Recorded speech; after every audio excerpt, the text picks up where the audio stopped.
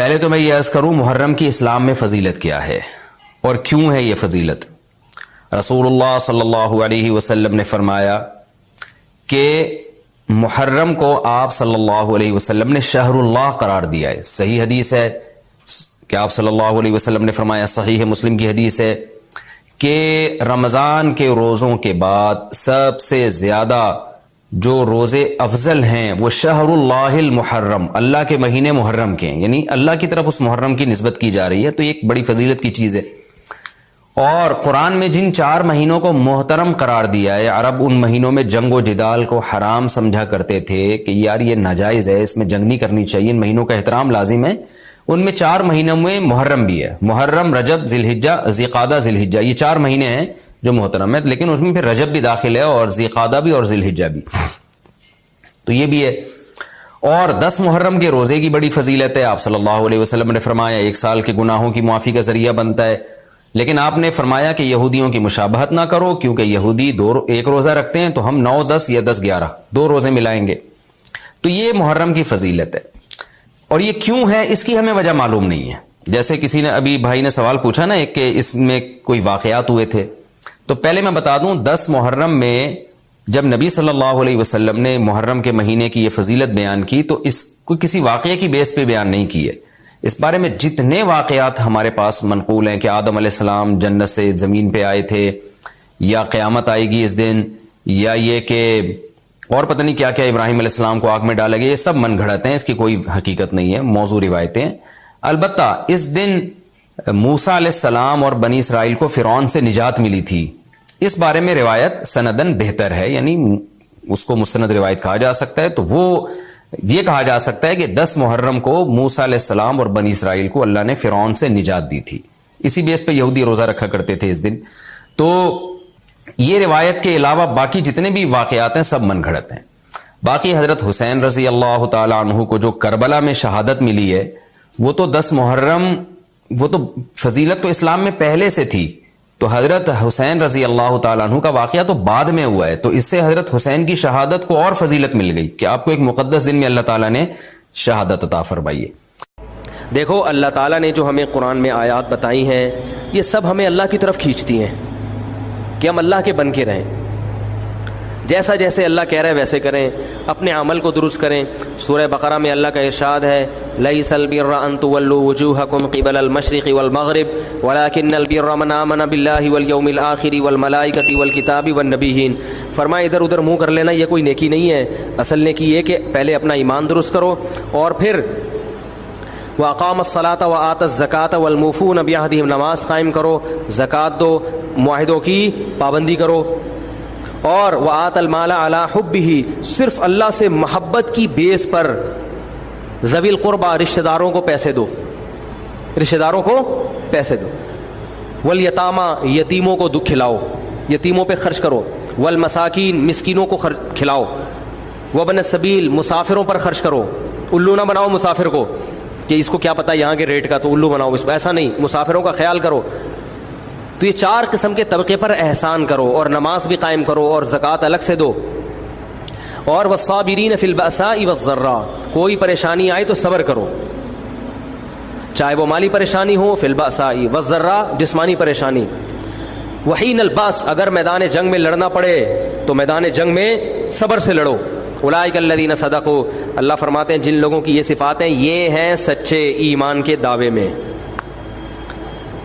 ہم لوگوں نے اسلام کو بھی ایک، یعنی یوں سمجھیں کہ ایک فیشن ہوتا ہے نا، مختلف قسم کے موسموں میں مختلف قسم کی ایکٹیویٹیز ہوتی ہیں، محرم میں ہمارے ایک نئی قسم کی ایکٹیویٹیز ہوتی ہیں، ربیع الاول میں الگ قسم کے مسلمان بنے ہوتے ہیں ہم لوگ، ٹھیک ہے نا۔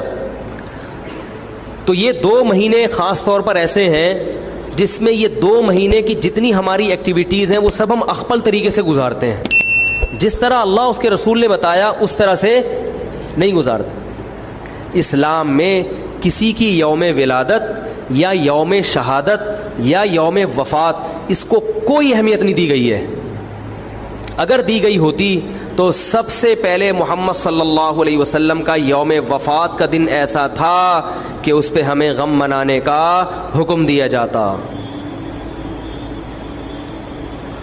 اور یوم ولادت ایسی تھی جس پہ ہمیں خوشی منانے کا حکم دیا جاتا.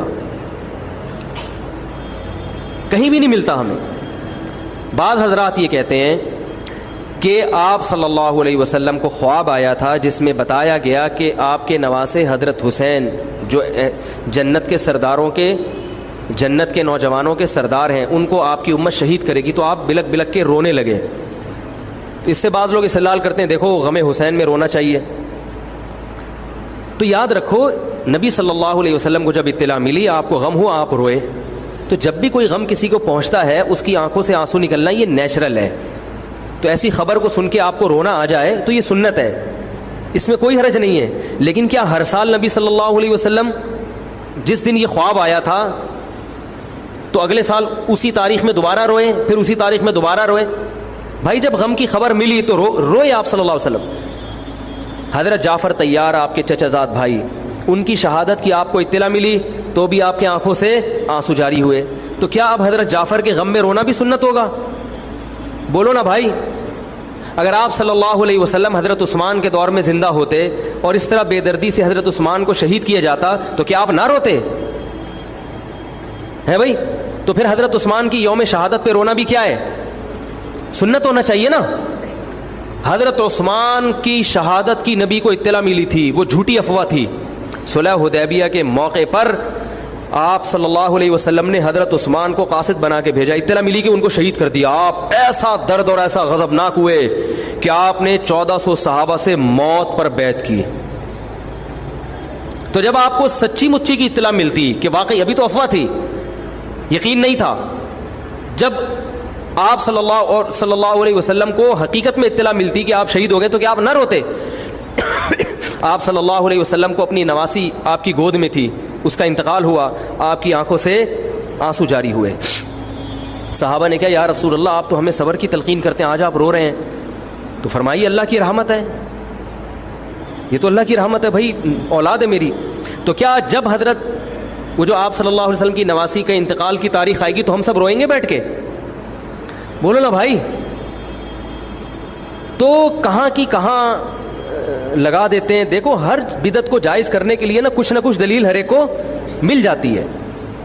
تو میں بار بار کہتا ہوں جو شیعہ حضرات ہیں ان کا مسلک ہے, وہ تو صحابہ کو نہیں مانتے, تو ان کا جو مسلک ہے ان کو کرنے دیں, ان کے کام میں ٹانگ نہ اڑائیں, نہ ان سے بحث کریں, نہ ان کے کام میں ٹانگ اڑائیں. بولے بھائی آپ کا مسلک ہے آپ کریں. میں کہتا ہوں جو سنی لوگ ہیں جن کے اصول ہی الگ ہیں ان سے, وہ یہ سب کیوں کر رہے ہیں؟ بھائی یا تو ادھر ہو جاؤ, شیعہ بن جاؤ. کس نے روکا ہے؟ کوئی گورنمنٹ کی طرف سے پابندی تھوڑی ہے, کوئی پابندی نہیں ہے. آپ شیعہ بن جائے کوئی نہیں روکے گا آپ کو. کوئی شیعہ سنی بننا چاہے اسے کوئی نہیں روکتا, کوئی سنی شیعہ بننا چاہے اسے کوئی نہیں روکتا. لیکن جب آپ سنی ہیں تو پھر آپ کو ان اصولوں پہ چلنا پڑے گا جو اہل سنت والجماعت علماء نے بتائے ہیں.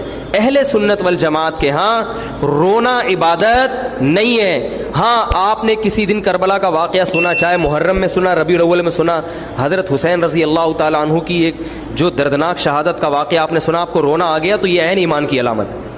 میرے بیان اب ویڈیو ریکارڈ ہوتے ہیں, پہلے ریکارڈ نہیں ہوتے تھے, آڈیو چلتے تھے. تو میں نے 2 دفعہ زندگی میں پہلی دفعہ جب یہ واقعہ بیان سنا, بیان کے دوران میں بھی رو رہا تھا اور سننے والے بھی رو رہے تھے. نیچرلی آ گیا رونا. پھر دوبارہ میں نے یہ واقعہ بیان کیا, مجھے بھی رونا آ گیا اور سننے والوں کو بھی آ گیا. یہ نیچرل جو آ گیا. لیکن اگر میں اس لیے بیٹھوں کہ میں روؤں, آج میں پروگرام ہے باقاعدہ, بولو بھائی, رونے کا, اور آپ کو بھی رلاؤں گا.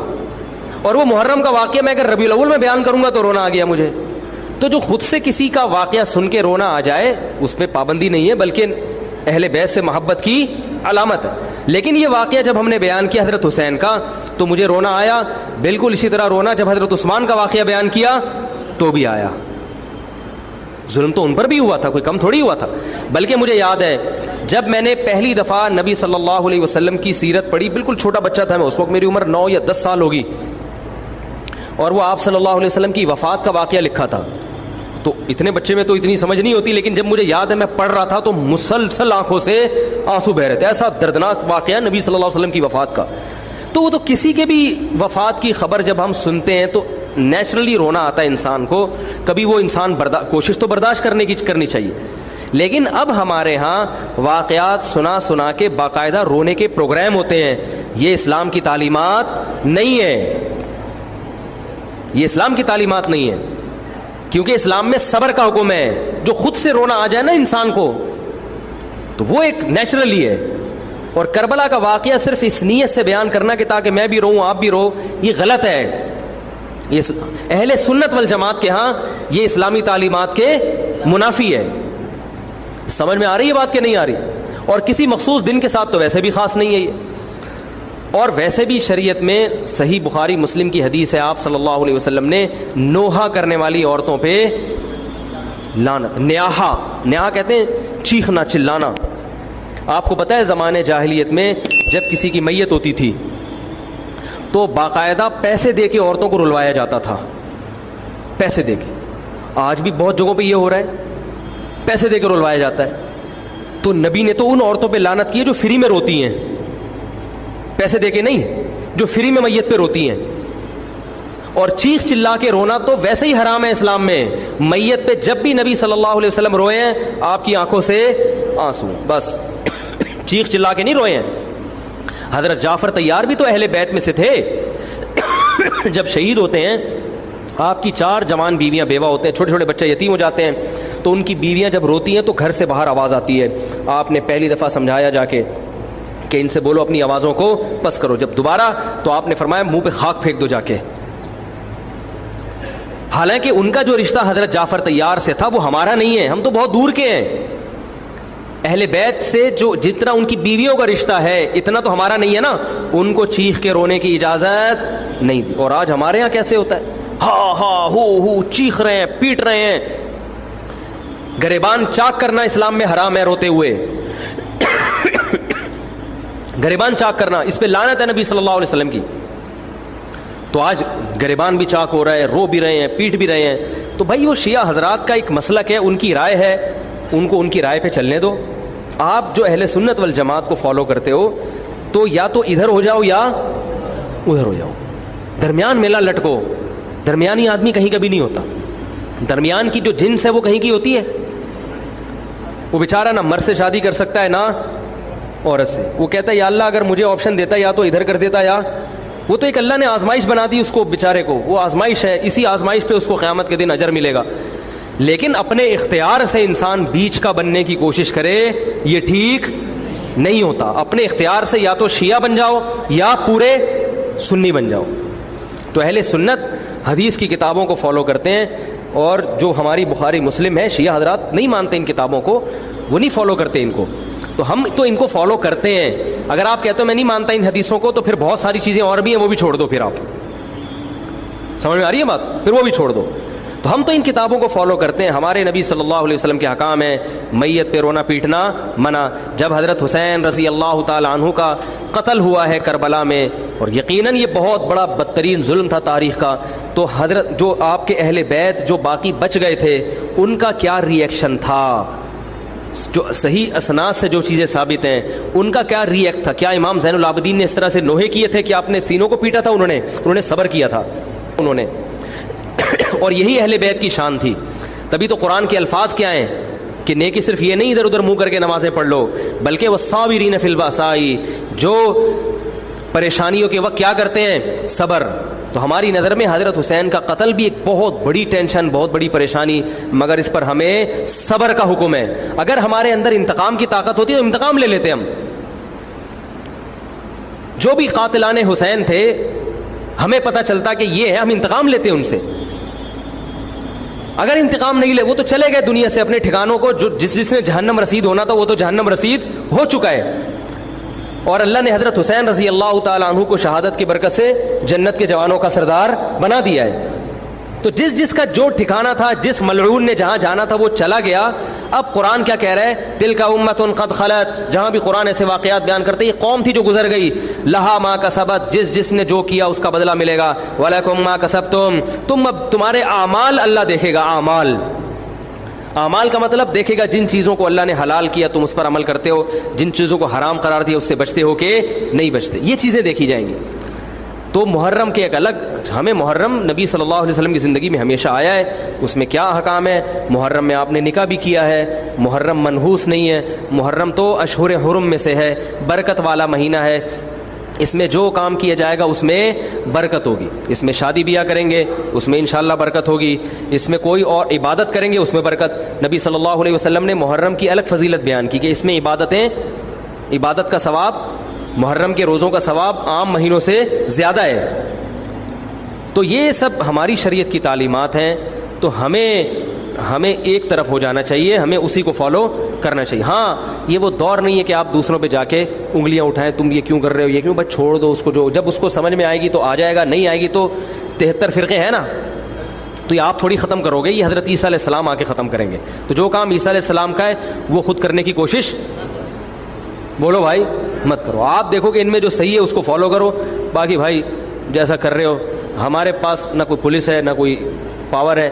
پولیس بھی ہوتی تو بھی کچھ نہیں کرتی. ہم اگر پولیس میں ہوتے تو کیا کر لیتے. فساد ہوتا ہے ان چیزوں سے. افغانستان میں جب طالبان کی حکومت تھی، او بھائی کون سی والی گھڑی صحیح ہے؟ میری گھڑی میں تو کیا ٹائم ہو رہا ہے؟ کبھی آگے چلیے. اچھا پھر ابھی بس اذان ہونے والی ہے. ٹھیک ہے بتا. تو کیا کہہ رہا تھا یار میں، وہاں افغان طالبان کی جب حکومت تھی 5 سال، تو انہوں نے بھی شیعہ کے امام بارگاہ کو ختم نہیں کیا تھا. سمجھ رہے ہیں بات کو؟ ایک حد بندی کر دی تھی، ختم نہیں کیا انہوں نے بھی شیعوں سے صلح کی تھی، مذاکرات کیے تھے. بھائی ٹھیک ہے آپ اپنی امام بارگاہ کے اندر جو آپ کی ایکٹیویٹیز ہیں آپ وہ کرو. حالانکہ کتنی پاورفل حکومت تھی، اس لیے کہ اتنی بڑی تعداد میں انہوں نے کہا بھائی ہم کیسے پابندی لگائیں، ایک پورا ایسے ممکن نہیں ہے ہمارے لیے. تو گورنمنٹ کے لیے بہت سی چیزیں ممکن نہیں ہوتی، پابندیاں نہیں لگا سکتی گورنمنٹ. تو جو طالبان نہیں ختم کر سکے، حالانکہ طالبان سنی مسلک کے تھے اور وہ شیعہ بالکل ایک. میں نے وہاں امام بارگاہ میں اذانیں بھی سنی ہیں، ریڈیو پہ اذان آتی تھی امام بارگاہ سے، میں نے خود سنی ہے کہ بھائی میں نے یہ کہاں سے آ رہی ہوں، افغانستان سے. میں اس وقت اذان ہوں. افغانستان کا چینل اس وقت آتا تھا طالبان کا اردو میں چینل، تو اس میں اذان آ رہی ہوتی تھی شیعہ حضرات کی. تو فرقواریت کا یہ طریقہ ختم کرنے کا نہیں ہے کہ آپ جا کے ان کو چھیڑیں تنگ کریں. بھائی یہ بہت عرصے سے چلے آ رہے ہیں، چلتے رہیں گے. جو صحیح ہوگا اس کو حضرت عیسیٰ علیہ السلام نافذ کر دیں گے، جو غلط کو ڈیلیٹ کر دیں گے خود ہی. اگر ہم غلط ہوئے تو حضرت عیسیٰ علیہ السلام سب سے پہلے ہماری گردنیں اڑا کے ہمیں ڈیلیٹ کر دیں گے، ٹھیک ہے نا. اگر وہ غلط ہوئے تو ان کو ختم کر دیں گے. تو یہ ان کا کام ہے، آج کسی کے بس میں یہ نہیں ہے. تو میں یہ اس لیے کہہ رہا ہوں کہ لڑو مت، گالی گلوچ مت کرو، فیس بک پہ ایک دوسرے کے خلاف نیگیٹو کمنٹس مت کرو، کیونکہ ہم اختلافات کے متحمل نہیں ہیں. ہمیں بہرحال قومی سطح پہ ایک ہی بن کے رہنا ہے. پاکستان کے مقابلے میں جو ہمارے دشمن ہیں ان کے مقابلے میں ہمیں ایک بن کے رہنا. جہاں تک مذہب کا تعلق ہے، بھائی آپ کا مسلک اجازت دیتا ہے آپ کریں، ہمارا مسلک ہمیں اس کی اجازت، ہمارا مسلک ہمیں ماتم دیکھنے کی بھی اجازت نہیں دیتا. سمجھ میں آ رہی ہے بات؟ ہمیں دیکھنے کی بھی اجازت نہیں، ہم دیکھیں گے بھی نہیں. آپ کا مسلک ہے آپ کریں. تو لڑنا بھڑنا نہیں ہے. میں صرف یہ کہہ رہا ہوں کہ ایک طرف ہو جاؤ، یا ادھر یا بولو بھائی ادھر ہو جاؤ. تو ہم یہ چیزوں کو غلط سمجھتے ہیں، نہ ماتم کو جائز سمجھتے ہیں، نہ رونے پیٹنے کو جائز سمجھتے ہیں. جس طرح سے رویا جا رہا ہے، کسی کو واقعہ کربلا سن کے رونا آ جائے، یہ ایمان کی علامت ہے اہل بیت. لیکن یہ کوئی سنت عمل نہیں ہے کہ باقاعدہ اس کو رلانے کے لیے آرڈر پہ بٹھایا جائے کہ چلو کربلا کا واقعہ سن کے رونا سنت ہے تو آپ بیٹھو تو رو. ایسا نہیں ہے، کچھ ایسی شریعت میں نہیں ہے. اللہ تعالیٰ سے دعا ہے کہ اللہ تعالیٰ ہمیں اہل سنت والجماعت میں اگر ہم ہیں تو حقیقی معنوں میں اس میں داخل کر لے، اور پھر اسی کو فالو کرنے کی توفیق عطا فرمائے اور ملک کو بدامنی سے محفوظ فرمائے. ایک تو کے پی کے ایک بہت بڑے عالم حضرت مولانا شیخ ادریس صاحب جو شیخ الحدیث بھی تھے، مجھے ان کے بارے میں پہلی مرتبہ اس وقت پتہ چلا جب میں جاپان کے ٹرپ پہ گیا تھا. تو جنہوں نے مجھے بلایا ارشاد بھائی ہیں، وہ پہلے شیخ ادریس صاحب کو بھی بلا چکے تھے. وہاں میں نے لوگوں سے ان کی بڑی تعریف سنی تو مجھے تجسس ہوا بھئی کون ہیں کے پی کے عالم ہیں جن کے علم اور تقویٰ پہ لوگ اتنا ناز کرتے ہیں، کے پی کے لوگ. پھر میرا پشاور جانا ہوا، گاؤں دیہاتوں میں جانا ہوا، وہاں بھی میں نے ان کے بارے میں سنا. پتہ چلا جامع رشید میں ہمارے کچھ ٹیچر ایسے ہیں جو ان کے شاگرد ہیں براہ راست حضرت مولانا ادریس صاحب کے رحمہ اللہ تعالی. ہمارے دل میں بھی عقیدت پیدا ہوئی، اطلاع ملی کہ جی ان کو شہید کر دیا گیا. شہادت سے پہلے 15-20 دن ان کے خلاف سوشل میڈیا پہ ایک بہت ہی غلیظ قسم کا پروپیگنڈا کیا گیا. ان کا بیان میں نے سنا، بیان تو پشتو میں ہے لیکن وہ بہت آسان پشتو ہے، واضح ہے. اس میں انہوں نے بتایا کہ میں حق بیان کروں گا، پھر فوج کی تعریف کی، آرمی چیف کی تعریف کی. اس کے بعد پھر سوشل میڈیا پہ ان کے خلاف جو طوفان بدتمیزی مچایا گیا ہے ان کے خلاف شرم کے سارے تقاضوں کو بالائے طاق رکھ کے. تو پہلے میں آپ سے چند اصولی باتیں کروں گا. جنہوں نے سوشل میڈیا، جو قاتل ہیں وہ تو دہشت گرد ہیں، وہ تو بعد میں آتا ہوں ان پر میں. پہلے جن لوگوں نے سوشل میڈیا پہ ان کو پریشان کیا، دیکھو اگر آپ کو آرمی چیف کی تعریف پسند نہیں ہے تو آپ بولو کہ ہم شیخ الحدیث کی اس رائے سے متفق نہیں ہیں، بس اتنا کافی ہے. نہ کسی کی عقیدت میں پاگل ہو جاؤ، کسی سیاستدان یا کسی چیف کی عقیدت میں، نہ نفرت میں پاگل ہو جاؤ. ہماری قوم میں اعتدال ختم ہو گیا ہے. اگر آپ کو حضرت کی مخالفت کرنی تھی، جو سوشل میڈیا پہ جنہوں نے ان کے خلاف پروپیگنڈا کیا نا 15 دن، جو اسٹریس دی ان کو، جس عذاب میں ڈالا ہے ان کو، میں ان لوگوں سے مخاطب ہوں جس جہالت کا مظاہرہ کیا ہے. اگر آپ کو ان کے بیان سے اتفاق نہیں تھا، آپ کا خیال تھا آرمی چیف کی تعریف نہیں ہونی چاہیے تھی، زیادہ سے زیادہ آپ بھی یہ کلپ ریکارڈ کروا دیتے کہ حضرت سے ہمیں بہت عقیدت ہے، حضرت کے علم اور تقوی پر ہمیں بڑا ناز ہے، حضرت کی اس بات سے ہم اختلاف کرتے ہیں. یہ ٹھیک ہے اس طرح سے ریئیکشن ریکارڈ کروانا اگر آپ کا خیال ہے کہ وہ غلطی پر تھے. لیکن جو طوفان بدتمیزی ان کے خلاف سوشل میڈیا پہ مچایا گیا ہے، پھیلایا گیا ہے، اس سے پتہ چلتا ہے کہ لوگ کسی سیاسی لیڈر کی عقیدت میں بھی اعتدال نہیں ہے اور مخالفت میں بھی اعتدال نہیں ہے. بھائی اگر آپ کو کسی سیاسی لیڈر سے محبت ہے، اس کے کسی کام کی بیس پہ، تو آپ کو علماء سے کیوں محبت نہیں ہے؟ کیا وہ انہوں نے زندگی میں کوئی کام نہیں کیے؟ صرف علم ہی، دین کا علم ایک ایسی بنیادی چیز ہے، اگر ذرہ برابر بھی ایمان ہونا تو انسان کو اہل علم سے محبت ہوگی. جو 1-1.5 ہفتہ 15 دن ان کو اذیت دی ہے نا، جو سوشل میڈیا پہ ہم بھی دیکھ رہے تھے، اتنا آگے جانے کی کوشش مت کرو. کسی سیاسی لیڈر کی محبت میں بھی پاگل مت ہو جاؤ اور نفرت میں بھی پاگل مت ہو جاؤ. آج کل لوگ نفرت کرتے ہیں، اس میں بھی پاگل ہو جاتے ہیں اور محبت میں بھی پاگل ہو جاتے ہیں. آپ تھوڑا سا سافٹ کارنر رکھو. ہمارے بھی بڑے جب کوئی بات کرتے ہیں تو بعض دفعہ ہمیں بھی اس سے تھوڑا سا اشکال ہوتا ہے، ہم عرض کر دیتے ہیں حضرت اس بات سے ہمیں کیا ہے، اختلاف ہے. مجمع میں بھی کہہ دیتے ہیں ہمیں ان سے. بھائی علماء کی اطاعت کی جائے گی اس علم میں جو اللہ نے ان کو دیا ہے. سیاست میں اگر وہ کوئی بات کرتے ہیں، آپ کو ان سی بات سے اختلاف ہے، تو اعتدال کے ساتھ آپ اس رائے کو بیان کر دو. میں نہیں کہہ رہا آپ ان کی بات کو 100% درست مانو، لیکن اس بات پہ بھی امکان ہے کہ وہ صحیح بول رہے ہوں. ضروری نہیں کہ آپ کی رائے صحیح ہو. میں تو اس کو فرض کر رہا ہوں کہ غلط بھی اگر انہوں نے بولا بالفرض، تو آپ کو اگر ان سے اختلاف ہے کسی بھی، اور یہ آئندہ بھی ہو سکتا ہے. دیکھو آپ کے والد جب یہ جے یو آئی اور پی ٹی آئی کے پھڈے چل رہے تھے نا، عمران خان کی حکومت تھی، جے یو آئی والے بہت زیادہ عمران خان کے خلاف تھے، یہودی ایجنٹ، اور وہ لوگ ان کے خلاف ڈیزل کی ایک رٹ لگائی بھی تھی. تو میں اس وقت بھی یہ بات کہتا تھا کہ کسی سیاسی لیڈر کی عقیدت میں بھی پاگل ہونے کی کوشش نہ کرو، نفرت میں بھی پاگل ہونے کی کوشش نہ کرو.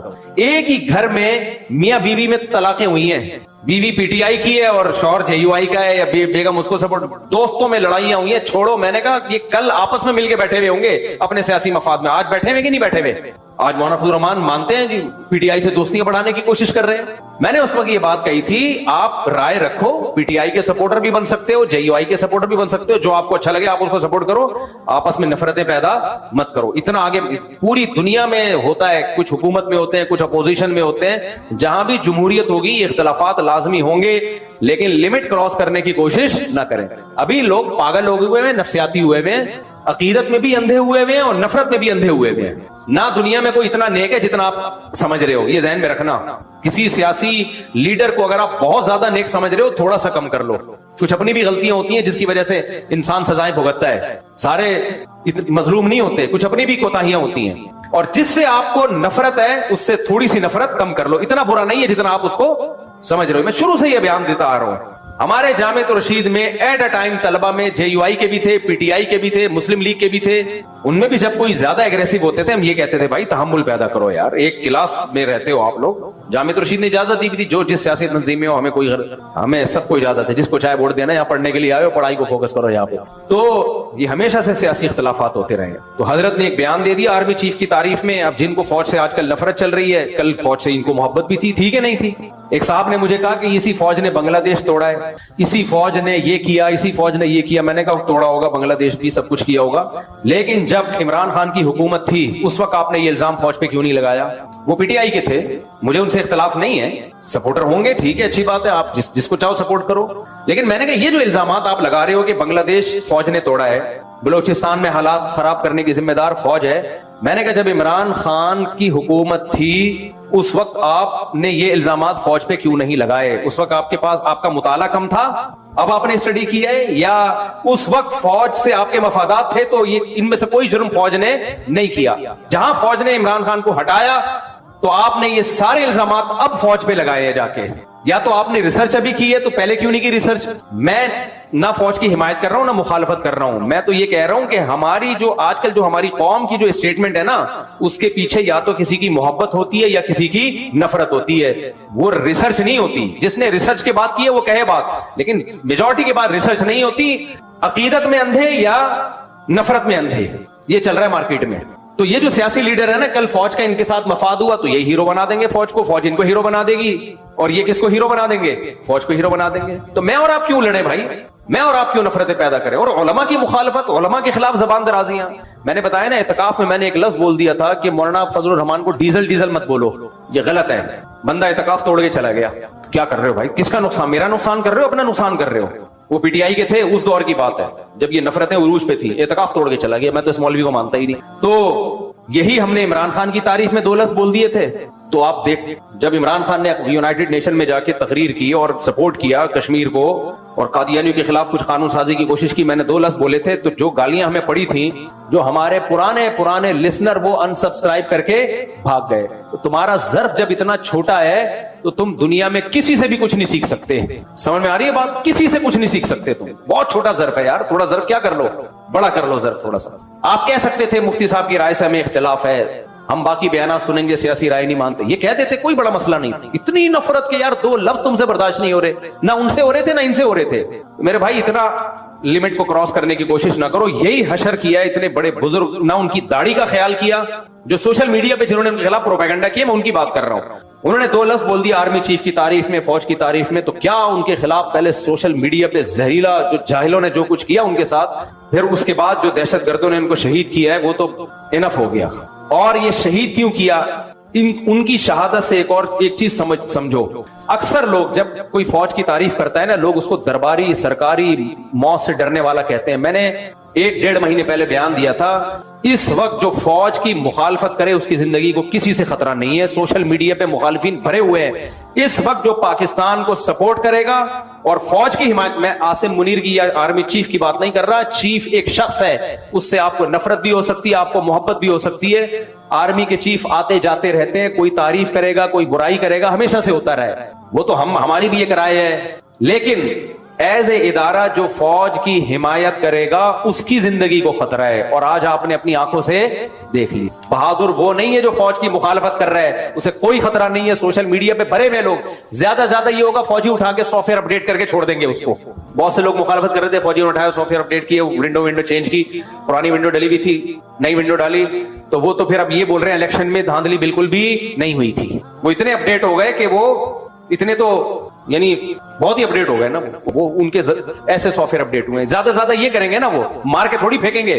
کتنے صحافیوں کو مار دیا بھائی، بہت سے صحافی ہیں بول رہے ہیں فوج کے خلاف، کچھ بھی نہیں ہو رہا ان کو۔ اس وقت زندگی کو اس کے خطرہ ہے جو مذہبی اسکالر پاکستان کی حمایت میں یا فوج کی حمایت میں بولے گا، کیونکہ یاد رکھو پاکستان یہ جو اسلام دشمن طاقتیں ہمارے خلاف ہے نا، یہ ہماری آرمی کے خلاف ہیں۔ ان کو پتا ہے پاکستان بچا ہوا آرمی کی وجہ سے ہے، سیاسی لیڈروں کے پاس کوئی فورس تھوڑی ہے۔ کباب میں ہڈی، جو ملک بچانے میں سب سے بڑی ہڈی کون ہے؟ وہ فورسز ہے ہماری، چاہے وہ آرمی ہو، چاہے وہ ایئر فورس ہو، چاہے وہ نیوی ہو۔ تو اس لیے جو فورسز کی مخالفت کرے گا بین الاقوامی طاقتوں کی آنکھ کا تارا ہوگا، وہ جو حمایت کرے گا اس کی جان کو خطرہ ہے۔ اور آج آپ نے کے پی کے میں دیکھ لیا، شیخ الحدیث مولانا ادریس کی شہادت کے بعد جب انہوں نے کھل کے پاکستان اور پاکستان کی فورسز کی حمایت کی ہے، ان کو شہید کر دیا گیا۔ میں سمجھا پا رہا ہوں اپنی بات؟ تو اس لیے اس وقت جو حمایت کرے گا وہ بہادر ہے، وہ ڈرتا نہیں ہے۔ انہوں نے کہا کہ میں ڈرتا نہیں ہوں کسی سے، اور انہوں نے ثابت کر دیا کہ میں بہادر ہوں۔ ان کو تھریٹس تھیں، ان کو خطرات تھے۔ تو ایک پیغام تو ہمیں یہ ملا، 2 پیغام۔ پہلا، کسی عالم کی رائے سے، سیاسی رائے سے آپ اختلاف کرو تو اس عالم کی شان میں توہین بولو مت کرو۔ اختلاف کرنے کا آپ کو حق ہے، توہین کرنے کی اللہ نے آپ کو اجازت نہیں دی ہے، یہ بہت بڑا جرم ہے۔ اس کا اگلے کی سفید داڑھی کا تو خیال کرو، اس کی عمر کا تو خیال کرو۔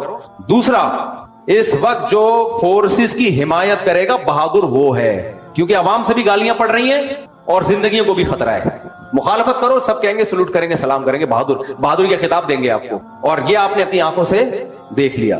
تیسری چیز، कराची में कितने उलमा शहीद हुए, हजरत मौलाना असम शगूरी शहीद रहमतुल्लाह अलैह, मौलाना यूसुफ भी शहीद हुए। एक सिलसिला चला था कराची में उलमा की शहादतों का। मुफ्ती निजामुद्दीन शहीद हुए। मौलाना असम शगूरी साहब मुझे रहिमहुल्लाह ताला की शहादत से पहले मुझे याद है हमारे उस्ताद उनको समझा रहे थे कि हजरत कोई गार्ड का इंतजाम करें, कोई सिक्योरिटी रखें। उस वक्त उनके दरसे कुरान बड़े हिट हो रहे थे।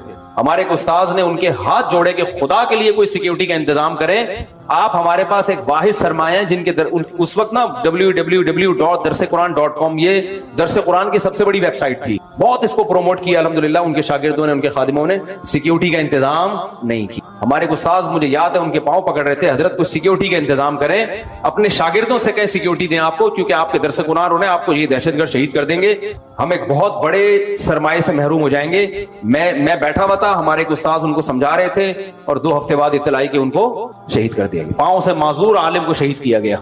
मुफ्ती निजामुद्दीन साहब की शहादत हुई है, कोई सिक्योरिटी का मजबूत इंतजाम बोलो नहीं था। मौलाना यूसुफ भी शहीद रहमतुल्लाह अलैह घर से बाहर निकले, कोई गार्ड नहीं, कोई इंतजाम नहीं, एक बंदा आया और सर पे गोली मार के चला गया। मौलाना आदिल शहीद रहमतुल्लाह अलैह, कोई सिक्योरिटी का इंतजाम नहीं, दारुल कुरंगी से कॉन्फ्रेंस अटेंड करके आ रहे हैं, एक बंदा आया और गाड़ी में बैठे बैठे सर पे गोली मार के चला गया। इसके बाद तो इबरत हासिल होनी चाहिए कि नहीं होनी चाहिए? ये सारे कराची में शहीद हुए। केपीके में कितने उलमा शहीद हो चुके हैं आप देखो, दहशतगर्दों के हाथों, एक तवील सिलसिला है। तो ये उन उलमा पर नहीं, उनके शागिर्दों पे सवाल उठ। देखो असल तो जिम्मेदारी है हुकूमत की कि हुकूमत इन उलमा को सिक्योरिटी दे। तो क्या आप हुकूमत से उम्मीद रखते हो कि वो अपनी जिम्मेदारी पूरी करेगी? है भाई, सारा टाइम हुकूमत को गालियां देने में जाया करने से बेहतर नहीं है कि अपना कोई इंतजाम कर लो? तो क्यों नहीं उनके शागिर्दों ने उनके लिए सिक्योरिटी का इंतजाम किया? जब सोशल मीडिया पे उनको बुरा भला भी कहा जा रहा है, गालियां पड़ रही हैं, तो अंदाजा हो जाना चाहिए कि दुश्मनी बढ़ गई है। कोई इंतजाम नहीं है उलमा की गार्ड का, कोई सिक्योरिटी। गवर्नमेंट को गालियां देने से कुछ भी नहीं होगा। हुकूमत पहली जिम्मेदारी में बता रहा हूं कि हुकूमत की है, गवर्नमेंट की है कि वो इन उलमा की हिफाजत करें। अगर गवर्नमेंट नहीं कर रही तो क्या आवाम की हिफाजत, आवाम की जिम्मेदारी नहीं है कि अपने उलमा के लिए सिक्योरिटी का इंतजाम करें? देखो उलमा की मिजाज में इस्तिगना होता है, वो बाज़ दफा नहीं मानते उसको। आवाम की जिम्मेदारी है, उनके मुरीदों की, उनके शागिर्दों की जिम्मेदारी है, बोले आपके गार्ड होंगे, आप चाहो या नहीं चाहो। आपका बाप जब बीमार होता है, डॉक्टर कहता है कि इनको ये दवा खिलानी है वरना इनका ब्लड प्रेशर शूट कर जाएगा, ब्रेन हेमरेज हो जाएगा। अब्बा दवा नहीं खा रहे हो, आप गन पॉइंट पे खिलाओगे उनको। अगर आपको अब्बा से मोहब्बत होगी, अगर आपको अब्बा से मोहब्बत होगी, आपको अपने बच्चे से मोहब्बत होती है, वो टीका नहीं लगवाने दे रहा, आप जबरदस्ती उसके कूले में टीके घुसेड़ते हो क्योंकि आपको बच्चे से क्या है, मोहब्बत। वहां आप ये नहीं कहते मैं अल्लाह पे तवक्कुल करूंगा, बीमारी भी अल्लाह के हाथ में, शिफा भी किसके हाथ में, अल्लाह के हाथ। छोड़ो क्या बच्चे को टीके से तकलीफ हो रही, नहीं लगाऊंगा डॉक्टर साहब, कोई बात नहीं, नमूनिया है, टाइफाइड है, कोई बात नहीं, मैं किस पे तवक्कुल करूंगा, अल्लाह पे। अल्लाह जब जिंदगी देता है तो अल्लाह देता है, मौत देता है तो अल्लाह देता है। जितने दिन बच्चे ने जिंदा रहना रहेगा, मरना होगा, मर जाएगा। वहां तो ये बात नहीं करते। अपने बुजुर्गों की जब बात आती है सिक्योरिटी की, ओ भाई अल्लाह वालों को तो अल्लाह पे तवक्कुल होता है। जो रात कब्र में गुजरनी है वो जमीन पे नहीं गुजर सकती, जो जमीन में गुजरनी है वो कब्र पे नहीं गुजर, ये बातें करके सिक्योरिटी की ऐसी की तैसी। आधा कुरान लेते हो, आधा नहीं लेते। यकीनन जो रात कब्र में गुजरनी है वो गुजरेगी, ये भी अल्लाह ने हमें बताया। लेकिन ये भी अल्लाह ने हमें बताया, या अय्युहल्लज़ीना आमनू खुदू हिज़्रकुम, ऐ ईमान वालो अपने बचाव की तदबीरें इख्तियार करो, दुश्मन से बचाव की तदबीरें इख्तियार करो। ये भी किसका हुक्म है? अल्लाह का हुक्म है। तो इसलिए केपीके में तो है ही नहीं उलमा की कोई सिक्योरिटी, नहीं। उसको ऐसा बुरा समझते हैं बहुत से लोग, कहते हैं तवक्कुल के खिलाफ है। इसलिए मेरे भाई दुश्मन बढ़ते जा रहे हैं। मेरा तो ख्याल था कि हजरत की सिक्योरिटी होगी बहुत सख्त, ये तो हमें बाद में पता चला कोई सिक्योरिटी नहीं थी। तो जो उलमा बच गए हैं, केपीके वालों से हम हाथ जोड़ते हैं, खुदा के लिए उनकी सिक्योरिटी का आप खुद इंतजाम करो। उलमा नहीं करते, आप अवाम करें उनके लिए, गार्ड रखे, तनख्वाह दे उनको, ऐसी गाड़ियां दे उनको, चंदा करके दो, भले हदिया करके दो, ऐसी गाड़ियां दो जिसमें गार्ड बैठ के उनके साथ जा सकें। इससे औरत के हुकूक का तहफ्फुज होता है, औरत महफूज हो जाती है। क्योंकि मर्द के लिए औरत तक पहुंचने का निकाह के अलावा कोई रास्ता बाकी नहीं रहता। और निकाह का मतलब क्या है? अपने आप को सारी जिंदगी की मर्द ने टेंशन में डाल दिया। तो मर्द टेंशन उठा के औरत को हासिल करता है। जब बेपर्दगी वाला माहौल होगा तो औरत एक ऐसा इंस्ट्रूमेंट बन जाएगी इंटरटेनमेंट का, सस्ता तरीन और मजेदार तरीन।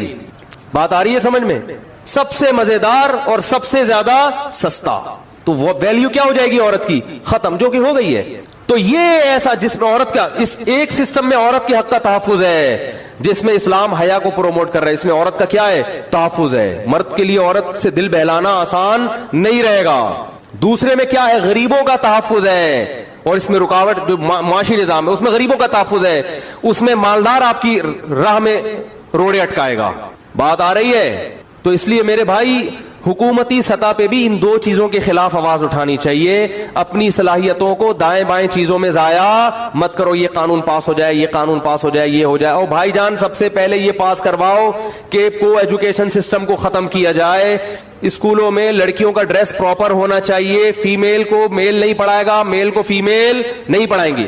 خواتین کے ہاسپٹل الگ ہونے چاہیے, مردوں کے الگ ہونے چاہیے. یہ کیا مذاق ہے کہ ڈیلیوری کیس ہے اور میل ڈاکٹر آ کے وہ کیس میل ڈاکٹر کے پاس کیوں جا رہا ہے؟ وہ کیس عورت کے بچہ پیدا ہو رہا ہے, آدمی کا کام کیا ہے وہاں کھڑے ہو کر, وہ کیوں کھڑا ہوا ہے وہاں پہ؟ سب ختم. تو یہ دو چیزوں کو میرے بھائی اپنے گھروں میں بھی نافذ کرو, سمجھ رہے؟ پھر بات کروں گا, بہت اہم ٹاپک ہے, اگلے ہفتے اسی کو لے کے چلیں. پاکستان نے انتہائی شاندار سفارتکاری کے ذریعے بہت بڑی جنگ کو دھکیلا ہے. سعودی عرب سے دفاعی معاہدہ, ساتھ میں ایران جو کہ پڑوسی اور مخالف سمت میں امریکہ اور اسرائیل. اس پورے معاملے کو جس طرح پاکستان نے نبھایا ہے اور امن کی کوشش کی ہے, اس سے ہماری قوم کا وقار, عزت اور پذیرائی بڑھ گئی ہے. بے شک بے شک بے شک سعودی عرب نے پاکستان کے ساتھ دوستی کا ثبوت دیا اور پاکستان کے لیے مشکلات پیدا نہیں کی. ایران کی جرت اور کامیاب مزاحمت بھی قابل رشک رہی. بے شک ایران نے نر کا بچہ بن کے دکھایا, ایران نے بہادری دکھائی, یہ ماننا پڑے گا, ایران نے بہادری دکھائی, قربانیاں دی, پوری قیادت ان کی امریکہ نے اڑا دی اور پھر بھی وہ ڈٹے ہوئے, ماننا پڑے گا. باقی پھر ایران نے گڑبڑ کی ہے کہ وہ تھوڑا تھوڑا اپنی سعودی عرب سے بھی ٹھڑک نکالی ہے, یہ غلط کیا ایران نے. ابھی مفتی عبدالرحیم صاحب کا بیان آیا ہے نا کہ صدام حسین نے 13 حملے کیے تھے اسرائیل پر اور 53 کر دیے سعودی عرب پہ. تو بھائی تم یہ کیا کر رہے ہو؟ پھر اس کا نتیجہ کیا نکلا؟ سعودی عرب نے اپنی مدد کے لیے پھر امریکہ کو بلایا اور پھر وہ امریکہ یہیں آ کے اعتکاف میں بیٹھ گیا. وہ 10 دن کا اعتکاف ہوتا ہے, پوری زندگی کے اعتکاف میں بیٹھ گیا. تو اب سعودی عرب نے صحیح کیا غلط کیا, لیکن اس میں مجبور کس نے کیا؟ صدام حسین نے مجبور کیا. بھائی آپ کو کیا ضرورت ہے, آپ نے کویت پہ قبضہ کر لیا, پھر آگے سعودی عرب پہ بھی. تو مسئلہ یہ ہوتا ہے کہ بعض لوگ اسرائیل کا نام استعمال کر کے وہ دوسروں سے دشمنی بھی نکالتے ہیں. تو ایران نے اسرائیل کے خلاف جب تک چل رہا تھا ساری دنیا مان رہی تھی زندہ باد بھائی, لیکن اس نے اسرائیل کی آڑ میں سعودی عرب کو بھی کوٹنا شروع کر دیا. اور دلیل یہ دی ہے کہ اڈے ہیں وہاں پہ. بھائی ان اڈوں سے آپ پہ اٹیک نہیں ہو رہا, ان اڈوں سے آپ پہ اٹیک نہیں ہو رہا. تو سعودی عرب جانے, وہ امریکہ جانے, اور وہ آج سے تھوڑی ہو تو بہت پہلے سے ہیں. تو اس لیے ایران, اگر میں اس معاملے میں ایرانی حکومت کی تعریف کرتا ہوں, بہرحال اس نے جوان مردی کا مظاہرہ کیا ہے, یہ مانتے ہیں, لیکن دوسرے جو کام صحیح ہے اس کو صحیح کہا جائے گا, جو غلط ہے اس کو غلط کہا جائے گا. تو اس نے یہ بھی کیا, جو سعودی عرب کو کیوں آپ حملہ کر رہے ہو؟ بعض لوگ کہتے ہیں سعودی عرب میں بادشاہت ہے, جو ناجائز بادشاہت ہے. دیکھو باتیں کرنے پر گورنمنٹ کی طرف سے کوئی پابندی نہیں ہے. جب سعودی عرب کا پاکستان آرمی کے ساتھ اتحاد ہوا تھا نا, آرمی نہیں فورسز کے ساتھ, اس میں ایئر فورس بھی ہے. ہماری سب سے جاندار شاندار تو ایئر فورس ہے, تو ہمارے پائلٹ ہیں ہمیشہ سے مشہور ہیں. تو تبھی مجھے بچپن سے پائلٹ بننے کا شوق تھا, اس لیے میری 2-3 تصویریں بچپن کی پائلٹ والے ڈریس میں ہیں, بس وہ تصویریں ہی ہیں, وہ بھی پتہ نہیں کہاں چلے گئی. تو اب بھی پائلٹ سے کم نہیں ہے بھائی, اب بھی جہاز اڑا رہے ہیں, اور کہ جہاز ہی تو اڑا رہے ہیں بیٹھ کے یہاں. خیر, اعز مقام فی الدنا سرج سابحین وخیر جلیس فی الزمان کتاب. جب JF-17 کے پائلٹوں کو دیکھتا ہوں نا میں جہاز اڑاتے ہوئے, تو مجھے متنبی کا شعر یاد آتا ہے, موضوع سے ہٹ جاتا ہوں, کیا کریں. اعز مقام فی الدنا سرج سابحین. پہلے زمانے میں شاعروں کے کیا تخیل ہوا کرتے تھے یار. اب لڑکوں کو دیکھو یار, کوئی لڑکا پن رہا ہی نہیں ہے, لیڈیز بنتے جا رہے ہیں, فیشل کروا رہے ہیں, اور پتہ نہیں کمر کھول کے کیا کر رہے ہو یار تم. متنبی پڑھ لیتے. متنبی کہتا ہے مرد کے لیے سب سے عزت دار جو جگہ ہے نا, جہاں بیٹھ کے مرد کیا لگتا ہے, مرد کا بچہ لگتا ہے, وہ ہے تیرتے ہوئے گھوڑے کی پشت. رہنے دو یار ایسے ہی ٹھیک, لیول سے اوپر کی باتیں ہو جاتی ہیں تو تھوڑا سا معاملہ خراب ہو جاتا ہے. دوڑتے ہوئے گھوڑے کی نہیں, سرجو سابحن, سباحت تیراکی کو بولتے ہیں, تیرتے ہوئے گھوڑے کی پشت. اس زمانے میں JF-17 نہیں تھا, رافیل بھی نہیں تھا. تو اب بھی رافیل تھا, وہ بھی رافیل کیا تھا نا, وہ تو تھوڑے دن پہلے کی بات ہے کہ ہوا کرتا تھا, اب وہ بھی تھا بن گیا. تو وہ دیکھو کیسی میمز بنی تھی, کباڑ میں رافیل لے لو بھائی. پاکستانی قوم میمز بنانے پر آئے, بڑا مزہ آتا ہے. ابھی پیٹرول مہنگا ہوا نا, تو ایک آدمی نے بائک کو رکھ کے جنازہ پڑھا ہے اس کا میم میں. تو اعز مقام فی الدنا سرج سابحین, دنیا میں سب سے زیادہ مرد کے لیے جو عزت دار جگہ ہے, جس پہ مرد کیا لگتا ہے, مرد کا بچہ لگتا ہے, وہ ہے تیز تیرتے ہوئے گھوڑے کی پشت. اگر متنبی آج موجود ہوتا تو وہ JF-17 کے پائلٹ کے بارے میں یہ بات کہتا جب وہ رافیل کے تعاقب میں نکلا. جہاز میں تو بھائی آدمی اپنے سسرال بھی جا رہا ہوتا ہے بیٹھ کے, کیا خیال ہے, وہ سین نہیں آئے گا اس میں, وہ ایسا نہیں لگے گا کہ مرد کا بچہ ہے. سسرال جب آدمی جا رہا ہو تو کیسا لگتا ہے, وہ آپ سب کو پتہ ہے کیسا لگتا ہے, آدمی نہیں لگ رہا ہوتا, بہرحال وہ جو بھی لگ رہا ہوتا ہے. تو اگر وہ دیکھ لیتا نا ہمارے زمانے کے طیارے اور پائلٹوں کو دیکھ لیتا, ہمارے جو فضائی شاہینوں کو دیکھ لیتا, تو پھر متنبی یہ شعر گھوڑے پہ نہ کہتا, کس پہ کہتا, ہمارے پائلٹوں کے بارے میں کہتا, تو ہماری ایئر فورسز کے بارے میں کہتا. اور آگے متنبی نے بڑی پیاری بات کی ہے, وَخَيْرُ جَلِيسٍ فِي الزَّمَانِ کِتَابُ. آج کے لونڈے لپاڑوں کو کہا ہے کہ لونڈے لپاڑے نا فخر کرتے ہیں, ابے میری بغل میں ایک حسینہ بیٹھی ہوئی ہے, میں جس سے ڈیٹ مارتا ہوں یہ دیکھ کتنی خوبصورت, اس کے ساتھ میں قائد اعظم کے مزار پہ بیٹھتا ہوں. اللہ معاف فرمائے, قائد اعظم نے بھی معاف نہیں کرنا بیٹا, ایسے چپیڑے لگیں گے نا قائد اعظم کی طرف سے قیامت کے دن, بولیں گے کم بختو تم لوگ میرے مزار کو ڈیٹنگ پوائنٹ بنایا ہوا ہے. بغیرتی کی بھی کوئی انتہا ہوتی ہے یار, کہیں اور گندے نالے میں جا کے بیٹھ جاؤ, برساتی نالے میں بیٹھ جاؤ جا کے یار. تو آج نوجوان فخر کرتا ہے کیسی ہم نشیں میری بغل میں اور میرے ساتھ حسینہ.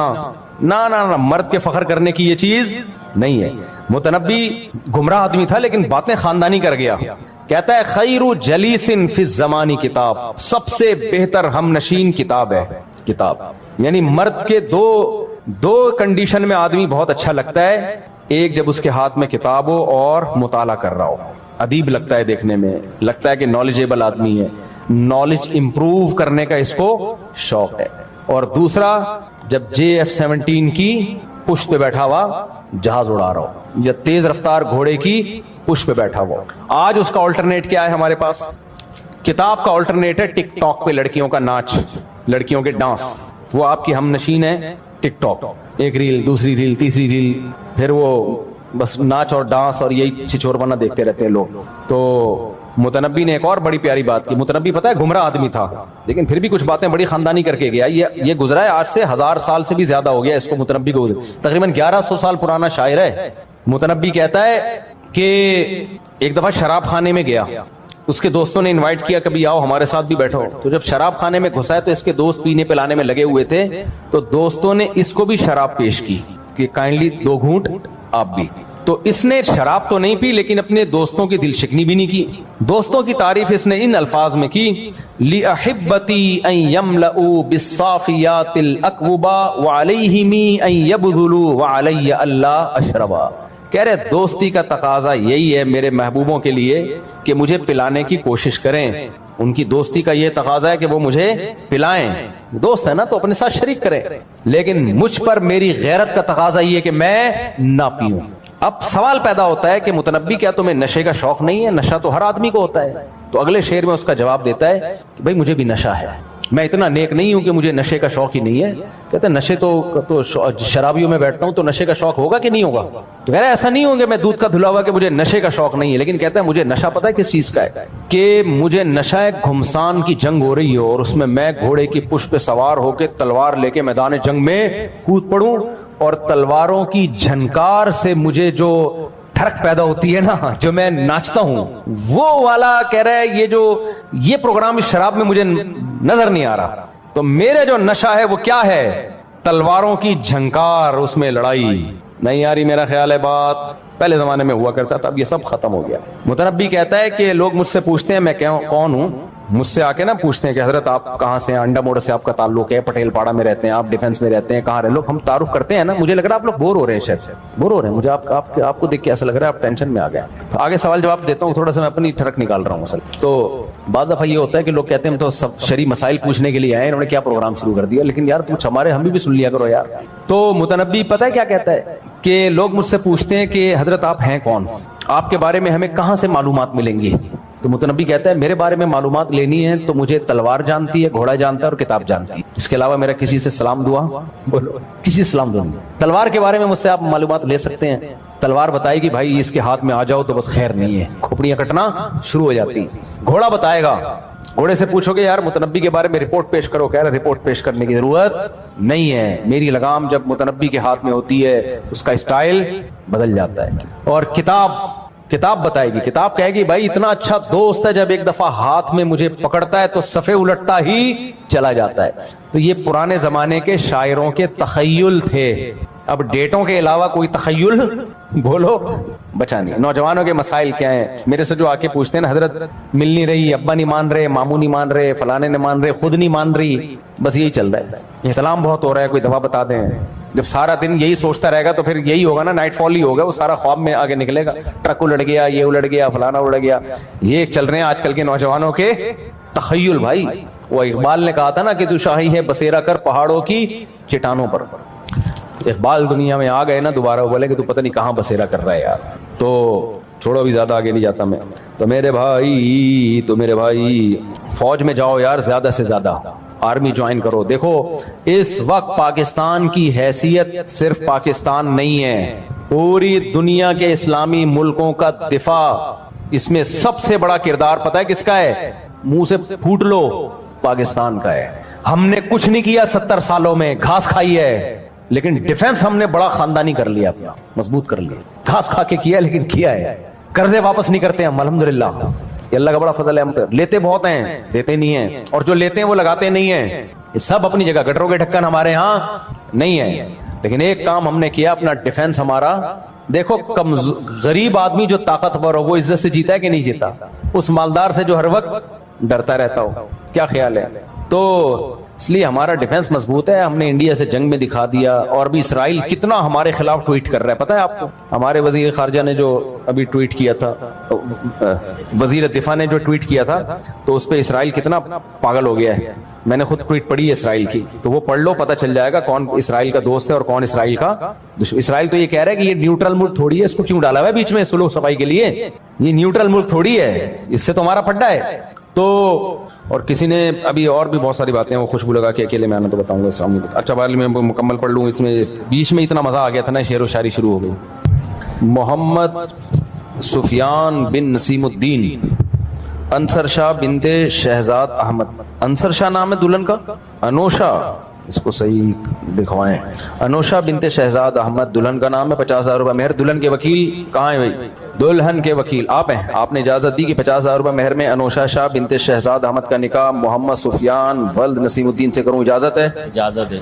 الحمدللہ نحمده ونستعینه ونستغفره ونؤمن به ونتوکل علیہ ونعوذ باللہ من شرور انفسنا ومن سیئات اعمالنا من يهده الله فلا مضل له ومن يضلله فلا هادي له ونشهد ان لا اله الا الله وحده لا شريك له ونشهد ان سيدنا وحبيبنا وشفيعنا وسندنا محمدا عبده ورسوله صلى الله تعالى عليه وعلى آله وأصحابه وبارك وسلم تسليما كثيرا كثيرا.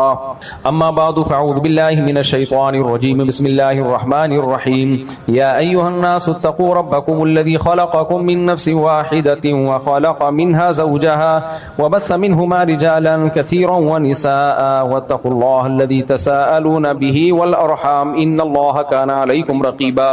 وقال تعالى يا أيها الذين آمنوا اتقوا الله وقولوا قولا سديدا يصلح لكم أعمالكم ويغفر لكم ذنوبكم ومن يطيع الله ورسوله فقد فاز فوزا عظيما. وقال النبي صلى الله عليه وسلم النكاح من سنتي وقال فمن رغب عن سنتي فليس مني. وقال النبي صلى الله عليه وسلم تزوجوا الودود الولود فإني